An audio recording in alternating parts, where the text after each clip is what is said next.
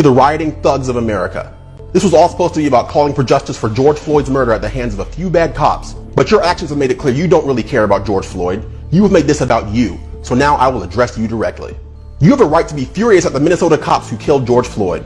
You have a right to demand severe punishment for all 4 officers on the scene. And you have a right to peacefully protest injustice wherever it may be. But you do not have a right to ravage the cities we all live in without consequence. You do not have a right to put your own fellow citizens of all colors out of work as you raze their places of employment to the ground. You do not have a right to assault the police officers trying to keep you safe as you protest them. You do not have a right to beat small business owners to the brink of death for nothing more than trying to protect their own establishments. You do not have a right to say your skin color makes you a target for police violence, break other laws as a response, and expect your own skin color to absolve you of any accountability. You do not have the right to say Black Lives Matter, but only be outraged when a black life is taken by a white person. You do not have the right to travel in from out of town to be a part of a violent throng, destroy everything in your path, and leave thinking you did something productive. You do not have a right to be offended by stereotypes that say black people are inherently violent when that is exactly the way you act when given the first opportunity.